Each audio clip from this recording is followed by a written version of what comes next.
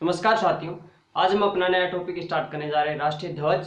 तो राष्ट्रीय ध्वज के बारे में आज हम जानेंगे कि राष्ट्रीय ध्वज में है वो कितने प्रकार के रंग होते हैं और जो उसमें जो बीच में जो चक्कर होता है वो किस चीज की बारे में है वो संकेत देता है या उसका जो किस चीज का प्रतीक होता है। तो इसमें हमारे राष्ट्रीय ध्वज में सबसे ऊपर का रंग होता है वो केसरिया रंग होता है। और केसरिया रंग है वो किस चीज को दर्शाता है? केसरिया रंग है वो बलिदान और त्याग को दर्शाता है। तो हमारे जो राष्ट्रीय ध्वज है तिरंगे झंडे में जो सबसे ऊपर है वो ये त्याग और बलिदान को दर्शाता है। त्याग और बलिदान की हम हैं वो हमारे देश के प्रति है वो हमेशा है वो त्याग की भावना रहनी चाहिए। हमारे अंदर है वो बलिदान की भावना रहनी चाहिए। जो हमारे जो फौजी भाई होते हैं वो जो हमारी सीमा पे हमारी रक्षा करते हैं वो हमेशा अपनी जान को न्यौछावर करने के लिए क्या रहते हैं, तत्पर रहते हैं। तो ये जो केसरिया रंग है ये हमें यही प्रेरित करता है कि हर भारतीय को है वो हमेशा अपने राष्ट्र की रक्षा के लिए, बलिदान करने के लिए, त्याग करने के लिए क्या रहना चाहिए, तत्पर रहना चाहिए। उसके बाद में हमारा जो दूसरा रंग है वो सफेद है और सफेद रंग है वो शांति का प्रतीक होता है। ये क्या दर्शाता है? ये दर्शाता है कि हमारा जो देश है उस देश में सभी व्यक्ति हैं वो शांतिप्रिय तरीके से, अनुशासित तरीके से अपना जीवन जिए और जो है वो क्या रहे, हमेशा शांत रहे। उसके बाद में जो नीचे नीचे जो अंतिम रंग होता है वो होता है हरा रंग। और हरा रंग है वो खुशहाली का प्रतीक होता है, क्योंकि जब किसान अपने खेतों में फसल बोता है तो फसल है वो जब प्रगति पे होती है तो उसका रंग कैसा होता है? हरा रंग होता है। और जब फसल है वो अच्छी मात्रा में उसकी पैदावार होगी तो किसान के घर में क्या आएगी? खुशहाली आएगी। तो इस प्रकार से है वो हरा रंग है वो खुशहाली का प्रतीक होता है। उसके बाद में ये एक अशोक जो स्तंभ है, अशोक चक्र है, इसमें 24 तिलियां होती हैं। 24 तिलियां होती हैं और ये 24 तिलियां हमें, ये जो चक्र है ये क्या हमें प्रेरणा देता है? ये हमें प्रगति की है वो क्या देता है? प्रेरणा देता है कि जो हमारा राष्ट्र है वो हमेशा क्या करे? प्रगति करता रहे। तो ठीक है, इस प्रकार से ये हमारे जो राष्ट्र, ये जो ध्वज है उसमें जितने जितने भी ये संकेत हैं उनके बारे में हमने जान लिया। उसके बाद में हम जानते हैं कि हमारा जो राष्ट्रीय ध्वज है उसका जो प्रदर्शन है वो सर्वप्रथम है वो कब किया गया। तो इसके अंदर अब हम जानेंगे कि हमारे राष्ट्रीय ध्वज का प्रदर्शन है वो सर्वप्रथम है वो कब किया गया। हमारा राष्ट्रीय ध्वज है उसका प्रदर्शन है वो सर्वप्रथम 14 अगस्त 1947 की रात्रि है, रात को, जो हमारी आजादी की जो 15 अगस्त है आजाद हुआ हमारा देश, उससे पहले की जो रात है 14 अगस्त 1947 को राष्ट्रीय ध्वज का क्या किया गया? प्रदर्शन किया गया। राष्ट्रीय ध्वज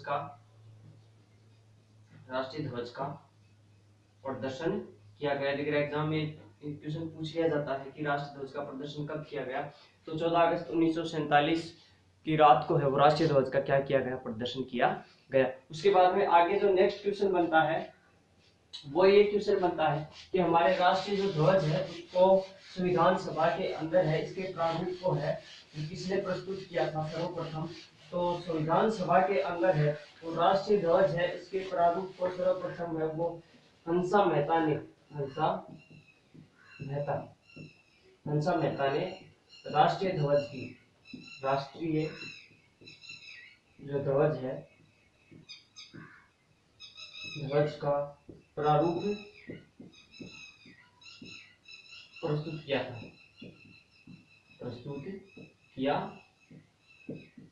ठीक है, तो देखिए एग्जाम में क्वेश्चन आ जाए कि राष्ट्रीय ध्वज है उसके प्रारूप को है वो संविधान सभा में किसने प्रस्तुत किया था? तो हंसा मेहता ने किया था। और हंसा मेहता ने जब राष्ट्रीय ध्वज के प्रारूप को प्रस्तुत कर दिया तो उसके संविधान सभा है उसने राष्ट्रीय ध्वज के प्रारूप को है वो कब अपनाया था? तो 22 जुलाई 1947 को जो राष्ट्रीय ध्वज है उसके प्रारूप को संविधान सभा ने अपना लिया था। संविधान सभा ने अपनाया। ठीक है, अपनाया। तो हमारे राष्ट्रीय ध्वज को है वो कब अपनाया?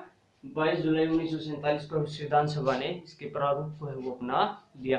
उसके बाद में हम इसमें जानेंगे कि हमारा जो राष्ट्रीय ध्वज है उसके बारे में हम ये जानेंगे कि उसके इससे जुड़े हुए हैं वो क्या नियम बने हैं। अब नए नियम क्या बने हैं और जो पुराने नियम थे वो क्या थे। तो जो सन 2002 है, सन 2002 से पहले, 2002 से पहले पहले राष्ट्रीय ध्वज को है वो कोई भी निजी व्यक्ति है उसको नहीं, जो निजी संस्था है वो उसको नहीं फहरा सकती थी।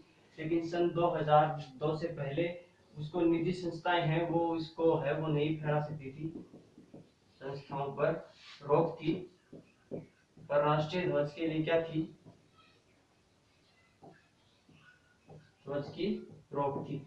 लेकिन सन 2002 के बाद में जब संविधान में बदलाव किया गया और सन 2002 के बाद में है वो निजी संस्थाएं हैं उनको ये अनुमति दे दी गई, निजी संस्थाओं को सन 2002 के बाद में ये अनुमति दे दी गई कि वो राष्ट्रीय ध्वज को है वो फहरा सकती है। तो निजी संस्थाओं को अनुमति दे दी गई थी, को अनुमति दी, ठीक है। उसके बाद में संविधान में एक बहुत ही बड़ा है वो बदलाव हुआ, वो बहुत बड़ा बदलाव है वो राष्ट्रीय ध्वज के पर्पज में है। वो संविधान में 2004 में हुआ। जो हमारे न्यायमूर्ति हैं देश के, NV, उन्होंने है वो 2004 में उनके अध्यक्ष वो BN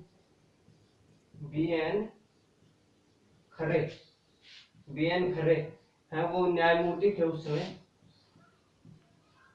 न्यायमूर्ति। तो उनकी अध्यक्षता में एक बेंच बैठी और उस बेंच ने है वो फैसला दिया कि 2004 के बाद में है वो प्रत्येक भारतीय है उसका राष्ट्रीय ध्वज को फहराना है वो क्या है, मूल अधिकार है। तो 2004 के बाद में है वो राष्ट्रीय ध्वज को फहराना क्या हो गया, मूल अधिकार, उसको जोड़ दिया गया और उसको अनुच्छेद 19 से फर्स्ट M में जोड़ा गया। ये दिया एग्जाम में आ जाए कि राष्ट्रीय ध्वज है उसको मूल अधिकारों में कौन से अनुच्छेद में जोड़ा गया, तो अनुच्छेद 19 से एक फर्स्ट और M में जोड़ा गया। उसके बाद में जो प्रत्येक भारतीय हो राष्ट्रीय ध्वज को फहरा सकता है और ये नियम अभी तक चला आ रहा है। तो इस प्रकार हमारे जो राष्ट्रीय ध्वज है उससे जुड़े हुए जितने भी जो मुख्य बिंदु थे या टॉपिक थे या जो महत्वपूर्ण जानकारियां थी वो हमने जान ली है। इसी के साथ में हमारा टॉपिक समाप्त होता है। थैंक यू, धन्यवाद।